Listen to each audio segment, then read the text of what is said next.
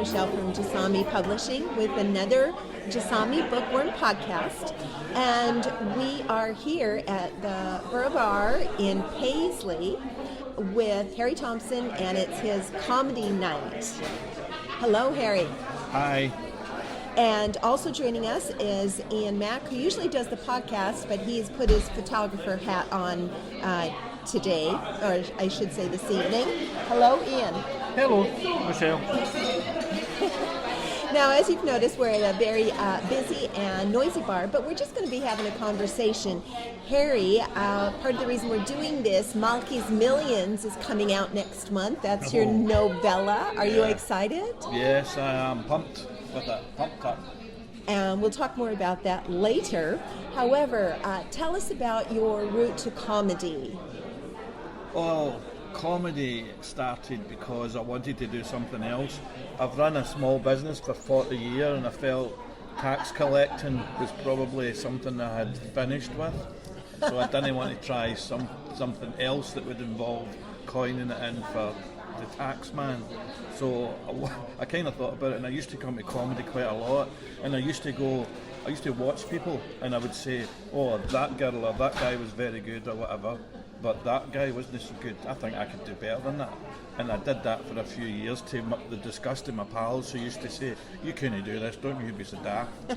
And lo and behold, I did do it. And it was a straight 60th birthday party. I hired a comedy club. And the guy said to me, you know, you're going to have to speak, but little did you know I was desperate to speak.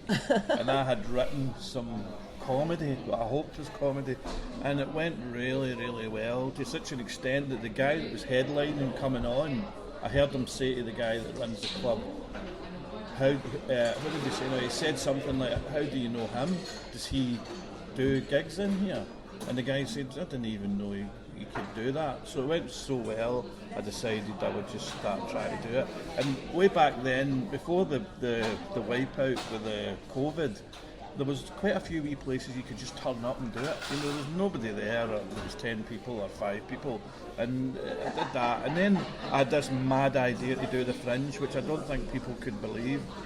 But I just simply went to Edinburgh and I went to these gigs, and it was quite funny. I sat with people and I looked at some of them, and they had basically knitted their wellies in their handbag, you know.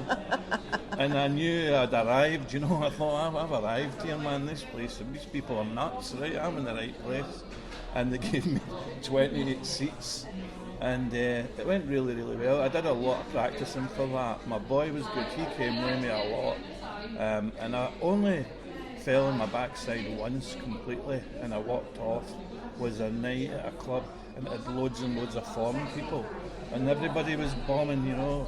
But I got a row from my boy outside. He said, Dad, you really had them, you know. You listen to this. He'd recorded it. He said, listen, they didn't getting it. He said, they're getting it, they're slightly getting it. He says, if you'd have kept on going, you'd have had them. So that was a good lesson for me. Even if you fall on your backside, just try and keep going.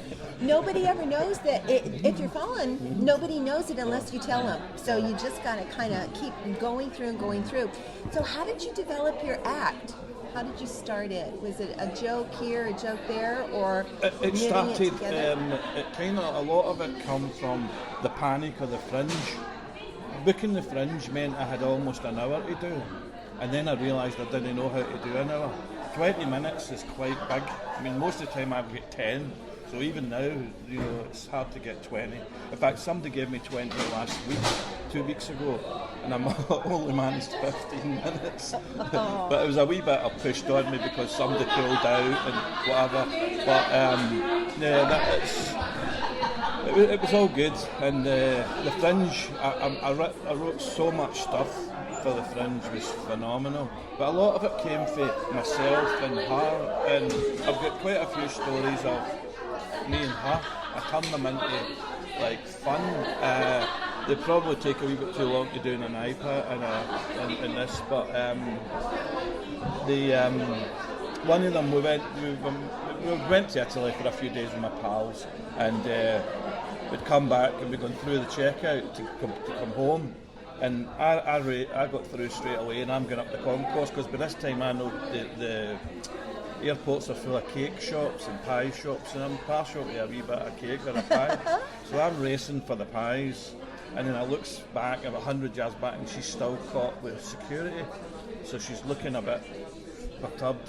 And as I'm heading, so I thought, I had that decision to make. You know how you have to make an instant decision? Do I dump her and go for the pies, or do I go back? And I thought, no, I better go back. So I go back, and just as I get there, she's got the bag. You know the way you've seen women do it? They pull the bag apart, and their hands in the bag, and she's looking at me. And I says, what is it? And she goes, what is it? She says, now, the woman wants to know if I've got a tablet, any tablets. I went, hold on a minute. I says, the woman's looking for an iPad or a Kindle.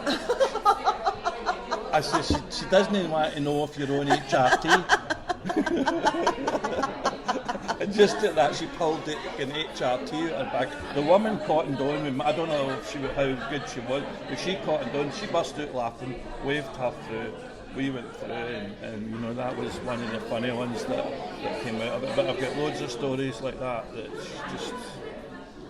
I love it. I think that's great, absolutely. And being a woman, we understand about this kind of thing. So I think that makes it for really good, really good comedy. So now, after COVID, life is starting to return, going out and living. So what are you hopeful for? I would like to get to the bigger clubs. At the moment, I've only done one of the bigger clubs, which was, it's like they call it Red Rock. They'll let anybody on, but it takes so long. They're so busy, it takes years to literally get to the stage of getting on. And I nearly got through it. When the COVID finished, they started from scratch again. So every time I go for a gig, I'm up against 1,200 young boys that sit with their phone like that. By the time I see the gig, I'm putting my name down number 25 or something, do you know what I mean? And it's very difficult. So I don't know, I need some sort of other approach. I need some sort if I went out of town, I'm pretty sure I would get gigs quite easily. Aberdeen's apparently got 2 or 3 good clubs, and they're always looking for people. And I hear of a lot of people going to Liverpool, Newcastle and things like that, and getting gigs. But at 64, with a wife, and she's not very chuffed to go to Newcastle, and So, and a busy life, that's what does it. Yeah, I've got my own bit. Well, I work 6 days a week as it is, and sometimes I'm not finishing till a wee bit later, and it's, so that's my stumbling block, probably getting out there. But I think with the opportunity that's, here, with getting out and the more people that see you, because I know every time we meet, I end up laughing, kind of thing. So I think it's absolutely fantastic. So you've kind of got plans for the next year, and we're here at the Burgh Bar, as you can all tell. So I think we are going to be actually doing a video of you, which we'll be putting up on YouTube. Yeah, I apologise for that. So I think everybody's really going to enjoy it. So it's it. Ian, you're going to be doing some photographs we'll be putting out on Instagram to advertise it. Yeah. What is your approach for photography? Photoshop. I'll take 10 years off. I thought he was going to ask my good side. Okay, I'll need to remember that. Keep it simple. So we'll get some real nice live shots, because you've got, one of the things that's really great is that you've got little bits that you use. Well, see with me, lots of people, if you watch people, they'll take the mic. This was the first lesson I got. I went and did a comedy course at the Stand in Edinburgh. Every time I went up, I would take the mic out, and they would go, "Halt, stop, where's the stand?" Right in front of me. Okay, move the stand. Right, Harry, go again. I would do the same. And I've got my arse kicked up and down that place, and it was good. And but then when I spoke to Des McLean, and I got a bit of tuition for Des McLean, when I'm doing the things with props, I need my hands, so I need the mic in. So unless I'm telling a big long story, I take the mic out for that, but if I'm doing my normal thing, I leave the mic in. So that means my hands are kind of going, and if it goes well, it's great, it's brilliant. brilliant. If it goes kind of badly or semi-badly, you kind of just, you've only got 10 minutes, you know, that's it. Tell me a comedian that's not died, including Billy Connolly. Yeah. Everybody dies. So there's good nights, bad nights, and all. Every Tonight audience is is kind of different. You get posh audiences, rough audiences, and kind of mixture of everything else, you know. So this one looks like a very festive crowd, and so I think this is the best time to say best of luck to you and what you're doing. And I won't say cheerio because this is going to be part one of a two-parter. Okay, so if I haven't ran away screaming, we'll finish this later. Or torn all your hair out. So we gotcha. So this is Michelle. We're off to enjoy at the Burgh Bar here in Paisley, and we'll be chatting with you soon. Hi, it's Michelle, and we have moved from the successful appearance at the Burgh Bar, and it's nice and quiet here because we're at the Mitchell Library. But we wanted to finish up about the fun we had, how the comedy night went. So, of course, I've got Harry Thompson with me again. Hello, Harry. Hi. Yeah. So, tell me, how did you enjoy your Saturday night? Yeah, it was a great night. People slightly inebriated and up for your jokes was really, really good, really enjoying.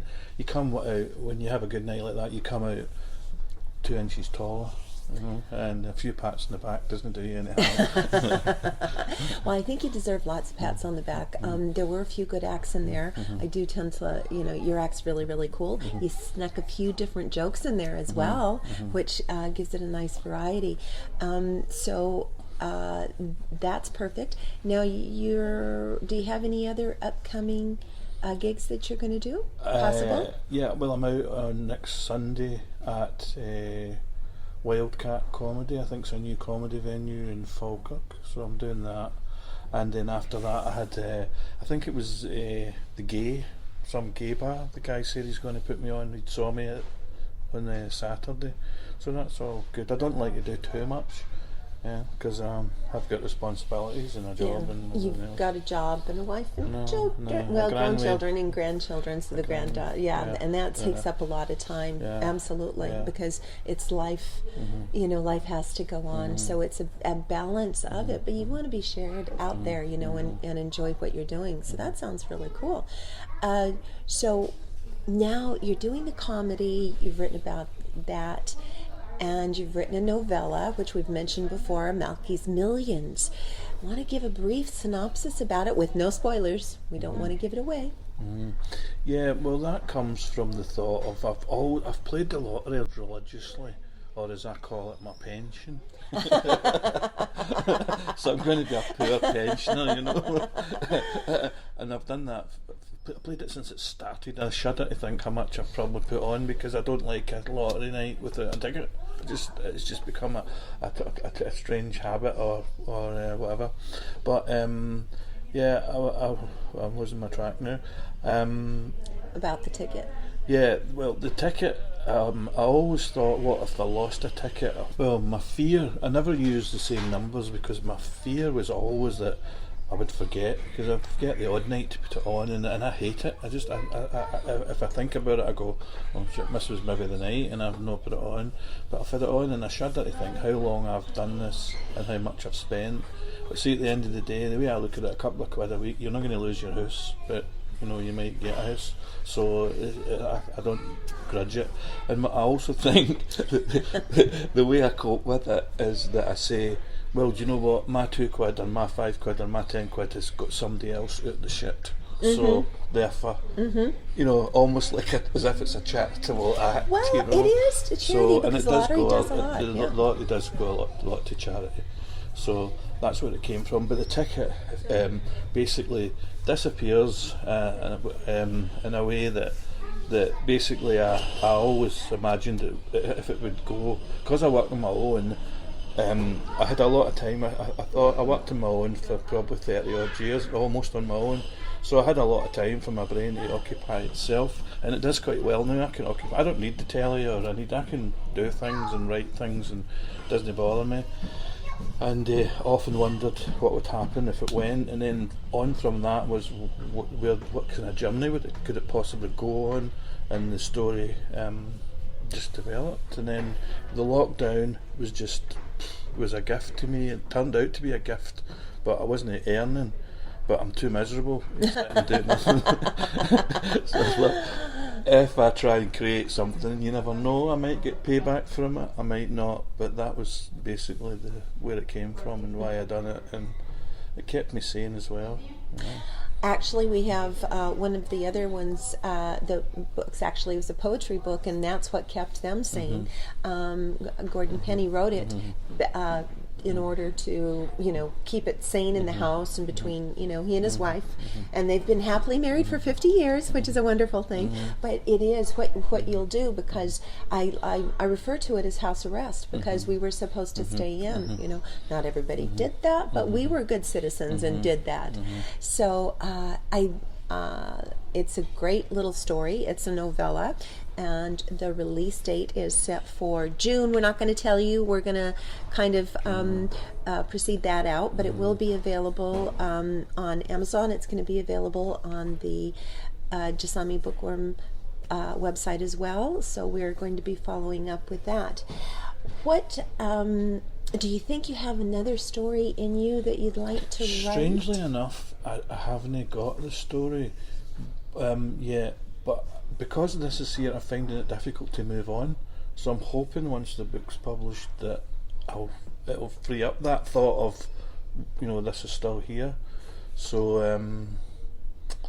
I suppose it's like picking something else before you've finished what you've got, and it was all new to me anyway. So my honest opinion is I don't know if there's another story, but there's definitely 3 children's stories, and the weigh-in's now 19, 20 months, and she's now speaking. Favourite word is no, of course, but she's fantastic. But we don't see them enough. We get her 2 days, but we don't see her enough at night to be telling stories. So maybe we need to rectify that. But I've got 3 children's stories in my head, and one actually comes from my wife from years and years ago when the kids that are 30 and 40 now were young kids. Yeah. I never liked alcohol, and I used to spend more time telling the kids stories and things than with the adults. I preferred that. Sounds a bit Jimmy Savile now, but it's honestly not true. you were just telling stories, not doing anything else. And we had a story where my wife is so, my wife will only empty the bin unless she's got her makeup and her hair done and her clothes on, kind of thing, right? So we made up this story where she didn't really like it, but we call her Mandy Makeup. And the idea is a wee girl that's kind of a bit addicted to makeup, kind of a thing. We've no point I've got that yet. So I've got cool. that one. And because I work with the driving schools, there's a woman who, when I hear her driving school, I just can't think, but it's already a children's story in itself. A driving school's called Morag's Manoeuvres. And I can't help but see a wee red-haired girl teaching the other kids road safety. In a wee car type thing. So, and I spoke to the girl and I said to her, look, I said, that's a story. I said, do you want to do it? And we'll do it together, because you'll have the more knowledge on the safety aspect of the route. Well, I'm too busy, so I said, okay, fine. So that clears me. I can obviously do that myself. You do it on your own, absolutely. And there was a story, I used to tell my boy stories. My boy used to say they wanted a story from my mouth.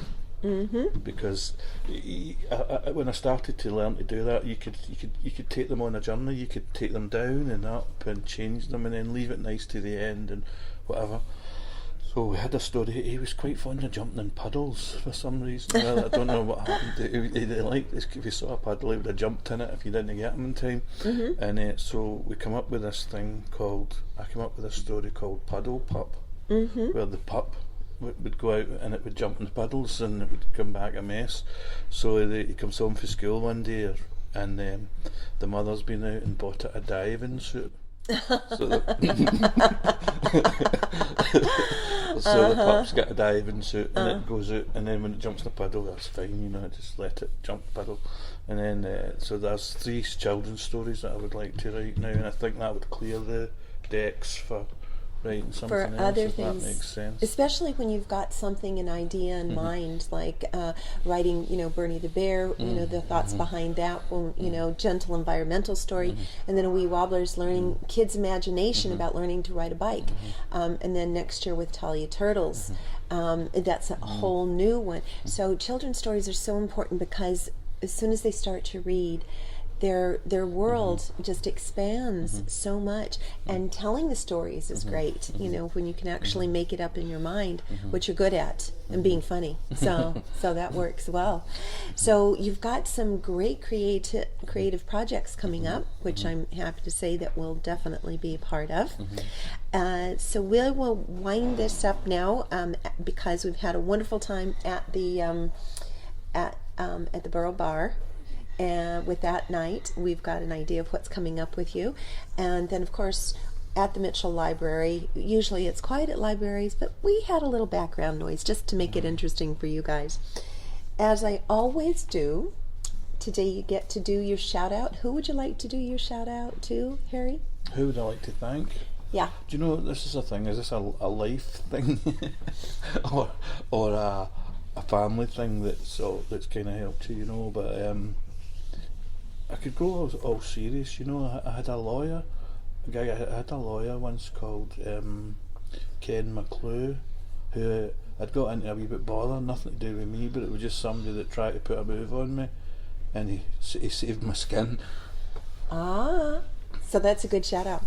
Excellent. Yeah. I feel really, really thankful for that.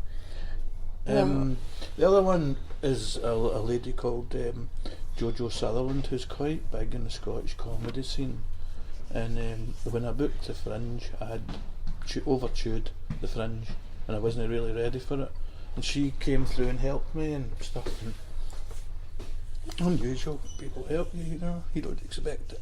Well, I think that if anyone is deserving of assistance in what you do, Harry, but I think it's you, because you help so many others, sharing your comedy with what you do in your daily life, and then with your family home. So you're a very giving individual, which I think is a wonderful. Yeah, well, I see the family thing. coming first, and that's kind of it, That's key. And I don't mind helping. Yeah. If I can. As I'm always preaching that to everyone: family first, and then everything else follows afterwards. Well, I have to do a shout out. This one is to Ian Mack, particularly because it's his birthday today. I'll be kind and not say what age he is, but I'd like to do my shout out to Ian for all of the assistance he gives to me with the podcast and all the adventures he goes along with Jasami, with the podcast and what we're going to do with photography and a few other projects. So I just wanted to say thank you very much. And that's the shout out. So this is Michelle from Jasami Bookworm Podcast, thanking you, Harry. Great to be here, honestly, brilliant. And to say we'll see what the next episode is. And as always, I would like to wish you a sunny day.